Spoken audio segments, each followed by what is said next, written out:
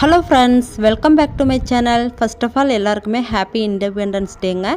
இன்றைக்கி வந்து இண்டிபெண்டன்ஸ் டேவை செலிப்ரேட் பண்ணுற விதமாக இன்றைக்கி ட்ரை கலர் இட்லி தான் நம்ம செய்ய போகிறோம். நேற்று நைட்டே மாவு அரைச்சி வச்சுட்டேன். மாவு ரொம்ப சூப்பராக பொங்கியிருக்கு.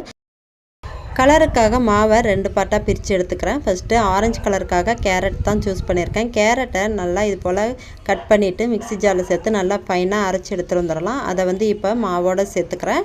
அடுத்தது க்ரீன் கலருக்காக இன்றைக்கி வந்து நான் முருங்கைக்கீரையை தாங்க யூஸ் பண்ணியிருக்கேன். முருங்கைக்கீரையோட கொஞ்சமாக வந்து ஜீரகம் சேர்த்து நல்லா வந்து அரைச்சி எடுத்துக்கோங்க. தண்ணி நிறையா விட்டுறாதீங்க. கரெக்டான அளவில் தண்ணி மட்டும் சேர்த்துக்கோங்க.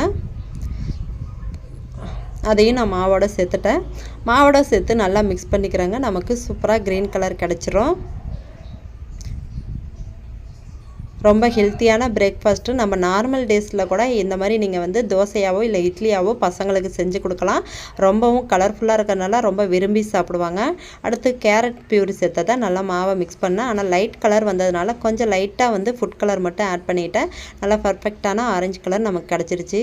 நல்லா க்ரீன் ஆரஞ்சு ரொம்ப பார்க்கவே கண்ணுக்கு சூப்பராக இருக்குல்ல. பசங்களும் ரொம்ப அட்ராக்டிவாக இருக்கும். அதனால் சாப்பிட்றதுக்கு ரொம்ப ஆசைப்படுவாங்க. சாப்பிடாத குழந்தைங்களுக்கு நம்ம இது போல் கூட நம்ம ட்ரை பண்ணி கொடுக்கலாம். டேஸ்ட்டு ரொம்ப சூப்பராக இருக்கும். இட்லி தட்டில் எண்ணெய் தடவிட்டு இட்லி ஊற்றலாம். ஃபஸ்ட்டு வந்து க்ரீன் கலர் மாவு எடுத்துக்கிறேன். அதுக்கப்புறம் ஒயிட் கலர் மாவு, அதுக்கப்புறம் வந்து ஆரஞ்சு கலர் மாவு. இதே போல் எல்லா குழிகள்லையும் நம்ம அழகாக வந்து ஊற்றி எடுத்துருங்க.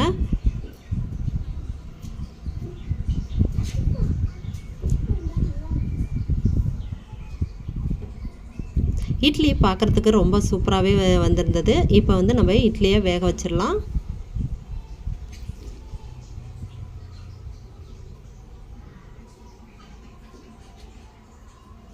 இட்லி வேகட்டும், நம்ம சட்னியை ரெடி பண்ணிடலாம். ஃபஸ்ட்டு தேங்காய் சட்னி ரெடி பண்ணலாம். தேங்காய் சட்னிக்கு வந்து எப்போயுமே தேங்காவை ஃப்ரெஷ்ஷாக உடச்சி திருவி அரைச்சிங்கன்னா ரொம்ப டேஸ்ட்டாக இருக்குங்க. அதனால் தேங்காய் உடச்சி எடுத்துக்கிறேன். தேங்காய் சட்னி அரைக்கும் போது நம்ம எப்பொழுதும் போல் தண்ணி ஊற்றி அரைக்கக்கூடாது. காய்ச்சி ஆற வச்ச பால் சேர்த்து அரைக்கும் போது அப்படியே பியூர் ஒயிட்டாக நல்லா சூப்பராக இருக்கும். டேஸ்ட்டும் சூப்பராக இருக்குங்க. இட்லி ஒரு 10 நிமிஷத்தில் நல்லாவே வெந்துருச்சு. இதை எடுத்து அப்படியே ஆற விட்டோம்னாக்கா அடுத்ததாக வந்து நம்ம ஆறினதுக்கப்புறம் இட்லியை எடுத்துக்கலாம். தேங்காய் சட்னிக்கு நல்லா வந்து ஒரு 1/2 கப் அளவுக்கு தேங்காய் சேர்த்துக்கிறேன். தேங்காய் கூட காரத்துக்கு தகுந்த போல் பச்சை மிளகாய், அதுக்கப்புறம் பூண்டு, இஞ்சி இருந்தால் கூட இஞ்சி சேர்த்துக்கோங்க. இல்லாதனால நான் பூண்டு சேர்த்துருக்கேன்.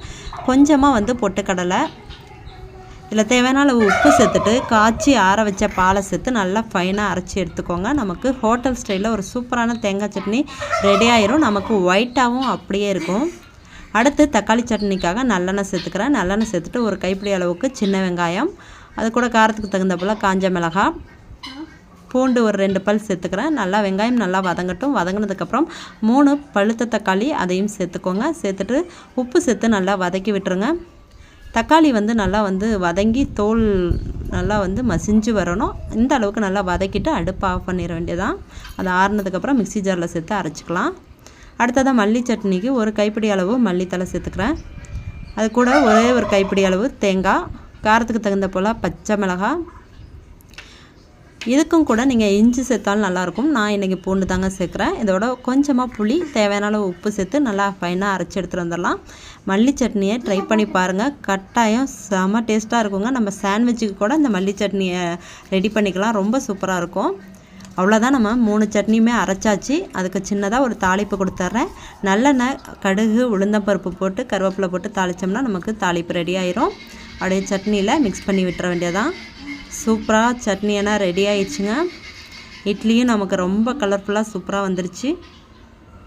இந்த 3 சட்னியுமே நீங்கள் ட்ரை பண்ணி பாருங்கள். வீட்டில் ரொம்ப டேஸ்ட்டாக இருக்கும். ட்ரை பண்ணி பார்த்துட்டு எப்படி வந்துச்சுங்கிறத கமெண்ட் பண்ணியும் மறந்துடாதீங்க. சூப்பராக வந்து இட்லியும் நல்லா வெந்து கலர்ஃபுல்லாக வந்துருச்சுங்க. இப்போ சட்னியை வச்சு டேஸ்ட் பண்ணி பார்க்கலாம். ஃபஸ்ட்டு வந்து தக்காளி சட்னி. கலர் ரொம்ப சூப்பராக இருக்குல்ல. அடுத்ததாக வந்து தேங்காய் சட்னி. லாஸ்ட்டாக வந்து மல்லி சட்னிங்க.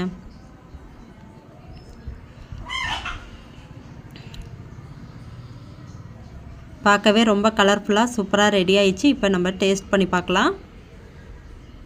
இட்லியும் ரொம்ப நல்லா சாஃப்டாக வந்திருந்தது.